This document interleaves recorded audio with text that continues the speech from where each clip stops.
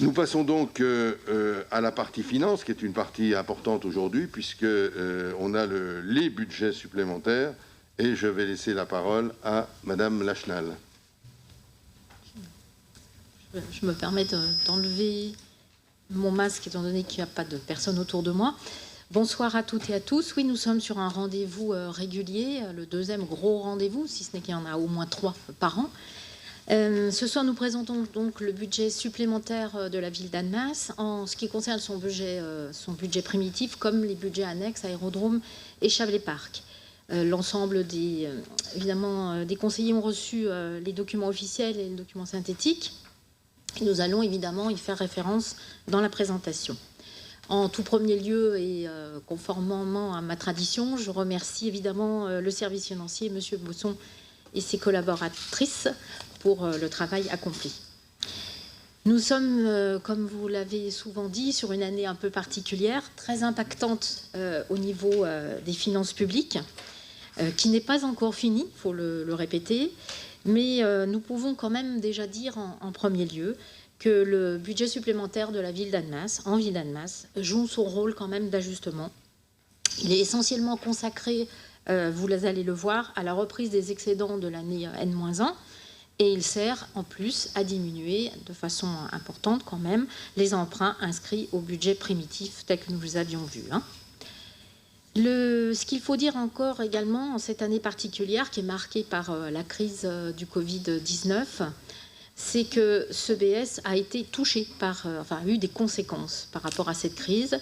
La crise Covid a impacté nos recettes, ce qui induit de fait une diminution qui va être un peu moindre de nos fameux emprunts, tels que nous avons pu l'annoncer précédemment au mois de juin. Pour autant, notre bonne gestion et la bonne santé financière de nos comptes publics permettent à notre budget supplémentaire, aujourd'hui, de dégager une somme intéressante, ce qu'on appelle en autofinancement complémentaire, et de diminuer significativement les emprunts. Voilà, donc nous allons poursuivre la présentation avec d'abord le budget principal. Qu'est-ce que c'est? C'est moi qui siffle, c'est peut-être ça. C'est à cause de ça. Sifflement, je suis désolée, je ne sais pas si... Non, mon portable il est là. Comment? Ah, parce que je suis en face. Moi, On fait écho. On fait écho tous les deux. Bon, je suis désolée. Comment? J'ai éteint mon... Monsieur l'ingénieur. Donc, cette première diapositive vous présente la reprise des résultats 2019. Nous avons ici, évidemment, la version fonctionnement et la version investissement. Nous voyons en fonctionnement un résultat disponible de 11 122 386, c'est-à-dire un excédent, et un besoin en revanche en investissement vous le voyez, un besoin donc de moins 1 928 887, auquel nous devons ajouter les restes à réaliser, d'un peu plus de 4 11 145, soit un total de besoins de financement de la section d'investissement de moins 5 940 031. C'est des éléments. Alors, vous allez peut-être sourire de cette diapositive, mais enfin, les couleurs vont nous permettre de comprendre comment on ventile ces résultats de l'année 2019. Nous avons d'ailleurs, je vous rappelle, vous en souvenez, nous avons voté l'affectation de résultats en juin lors du CA. Nous allons partir, si nous partons de ce résultat positif de la section de fonctionnement 2019 que vous voyez à gauche, nous pouvons comprendre la ventilation entre la section d'investissement qui est en haut et la section de fonctionnement qui est en bas. Nous avons décidé, comme vous le voyez, donc nous partons donc de ces 11 122 386. Nous avons décidé d'affecter le résultat de 6 millions, à hauteur de 6 millions pour la section d'investissement.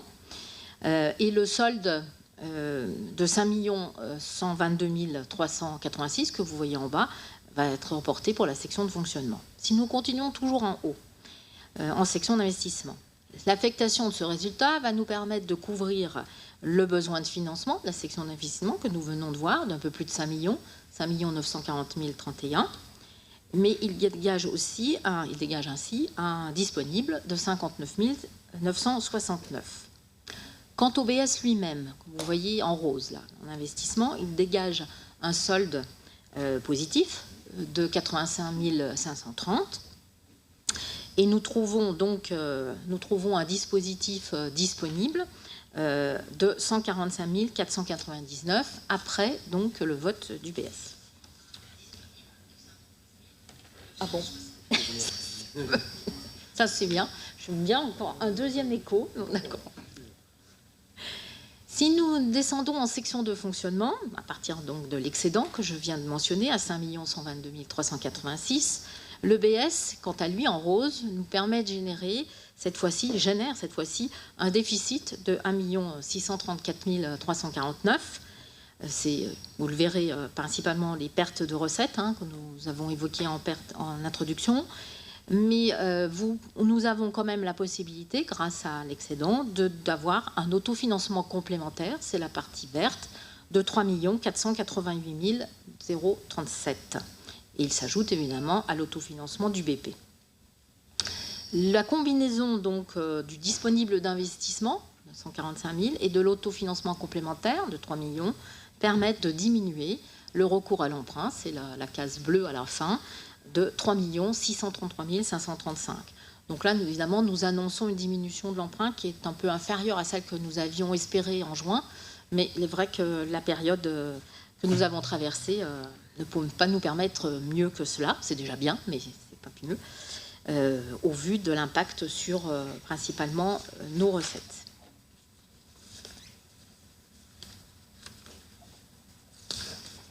La présentation générale, cette fois-ci, du BS, elle nous permet de constater l'équilibre général du BS à 15 570 000. Et en section de fonctionnement, un équilibre à 2 954 000. Et puis en section d'investissement, on voit la dépense à 815 et les recettes à 4 826 000. La section d'investissement s'équilibrant avec la reprise en dépenses comme en recettes des restes à réaliser. C'est le propre du budget supplémentaire. Ce BS nous permet donc d'intégrer le résultat 2019 et les restes à réaliser. On va passer à la...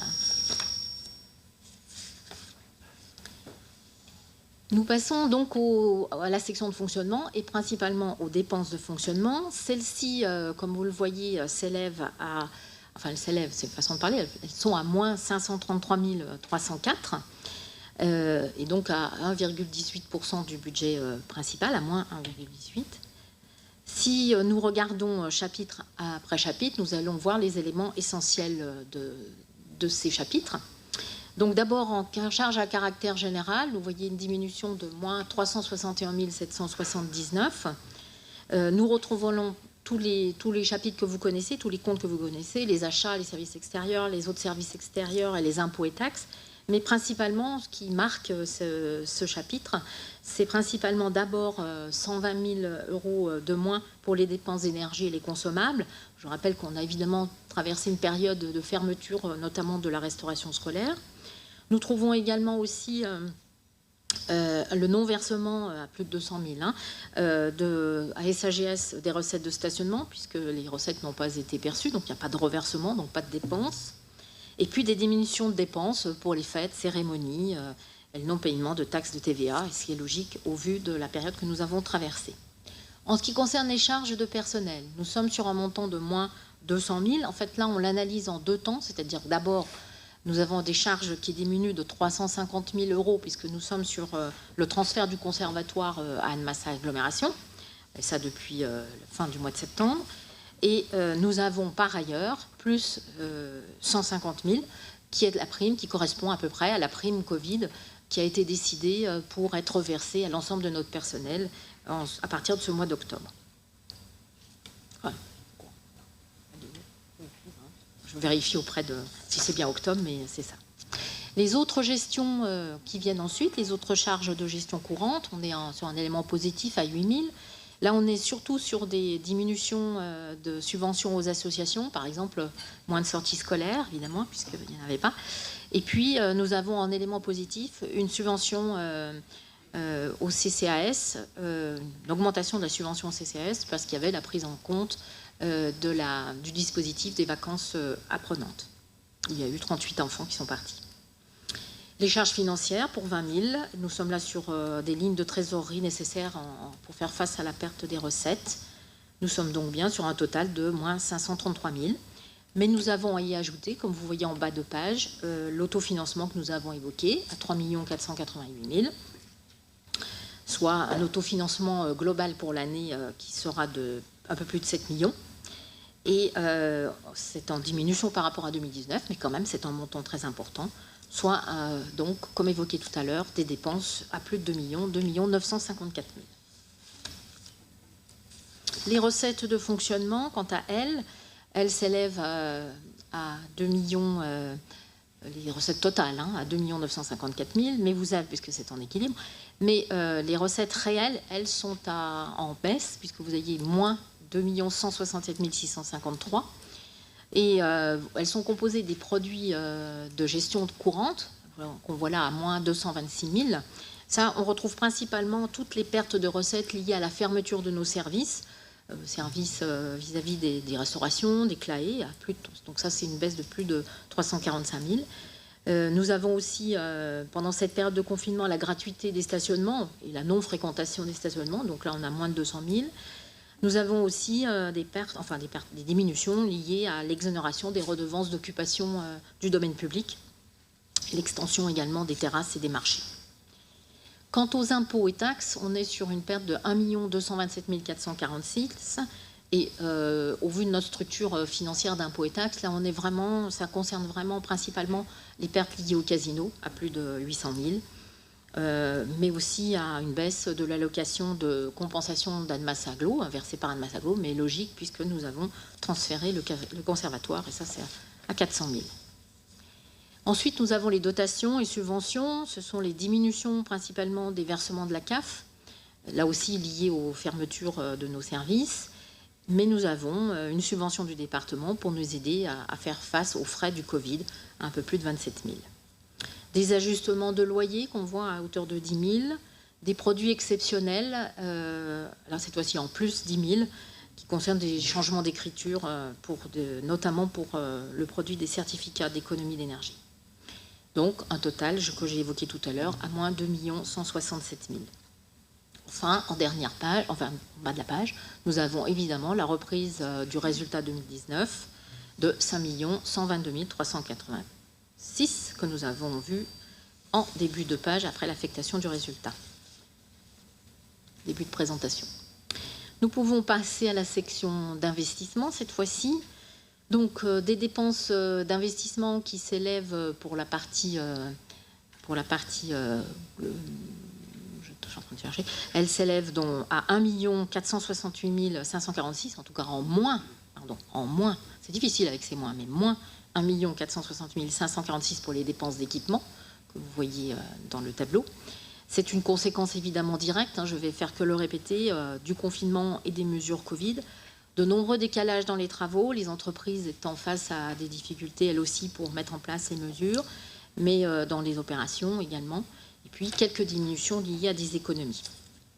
Si nous allons un petit peu plus dans les détails, d'abord les immobilisations incorporelles avec une baisse à moins 147 000, c'est des frais d'études en moins principalement et quelques logiciels cette fois-ci en plus. Les frais d'études par exemple pour la passerelle. Les subventions d'équipement versées, c'est à 131 525. Nous sommes là principalement sur les contributions financières de la ville pour l'extension des réseaux électriques des nouvelles constructions, à 120 000.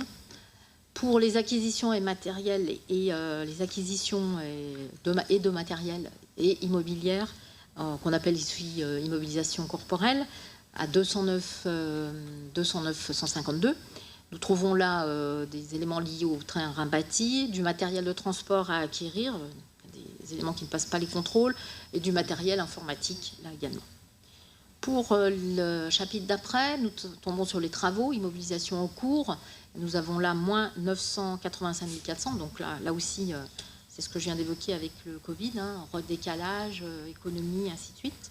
Quelques économies sur la place Clémenceau. On va peut-être regarder, ouais, voilà, c'est ça, la diapositive suivante qui reprend des éléments où vous voyez que nous avons des augmentations, enfin des dépenses complètes, et à l'inverse, en fin de tableau, des dépenses en diminution.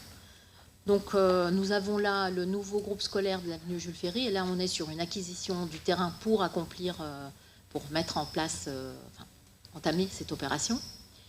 Nous avons également la contribution Enedis au raccordement électrique. Bon, voilà. Les acquisitions foncières qui sont liées au dossier de la CCI, avec un complément qui avait déjà prévu au budget principal, mais de 102 000.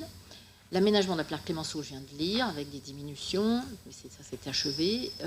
Les groupes scolaires, les toitures des groupes scolaires, où les travaux sont terminés aussi, où on a une diminution en économie, on paye moins. Des décalages ensuite, avec la rénovation énergétique de l'espace social, moins 150. Des éléments qui n'ont pas encore pu être réalisés au niveau des bâtiments et de la conformité et de l'accessibilité, à moins 150 000. Et des travaux complètement décalés aussi pour Château-Rouge, travaux d'amélioration à hauteur de 1 500 000.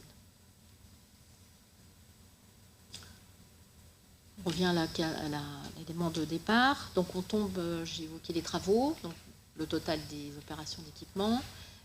Ensuite, on a aussi des immobilisations, là-dessus, on a des immobilisations financières qui sont à hauteur de 60 000. Et là, c'est le remboursement du capital du portage foncier de l'EPF, mais également des opérations pour compte de tiers à 24 000.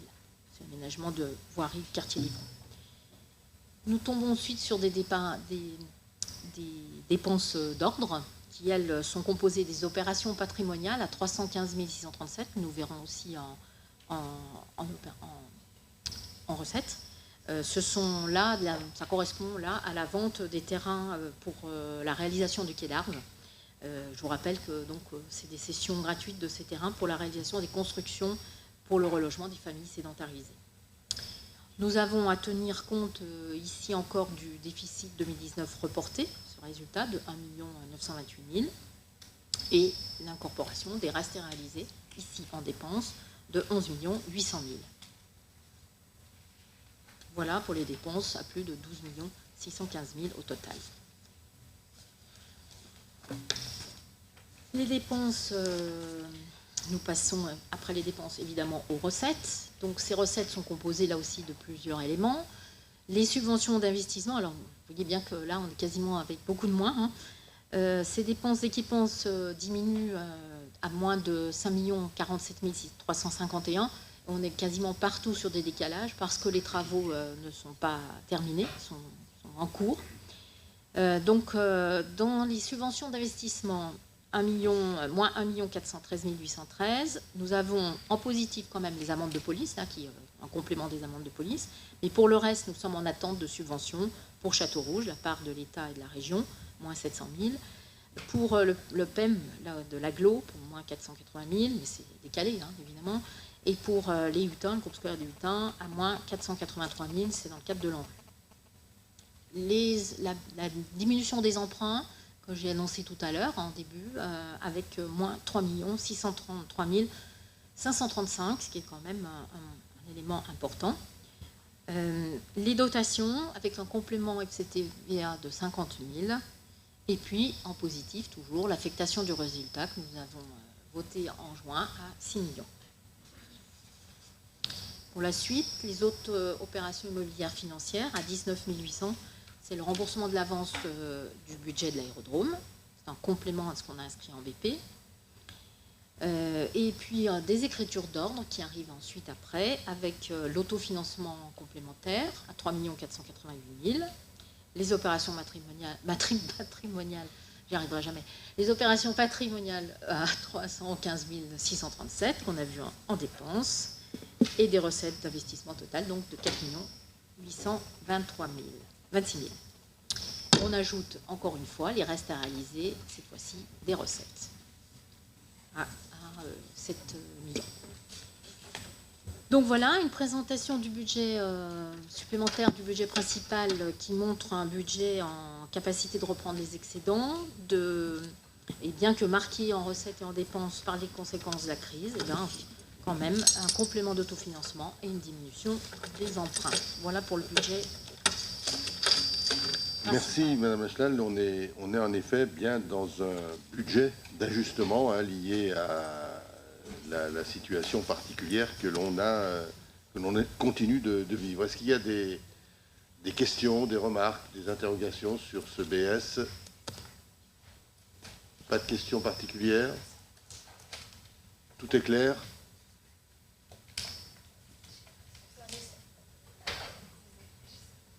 Et si tout est clair, bien écoutez, on va passer au vote. Je trouve que cette salle, hier soir, on a fait beaucoup de votes des budgets supplémentaires du Conseil communautaire.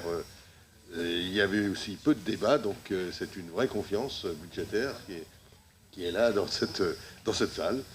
Est-ce qu'il y a des votes contre? Est-ce qu'il y a des abstentions? Merci pour ce budget supplémentaire.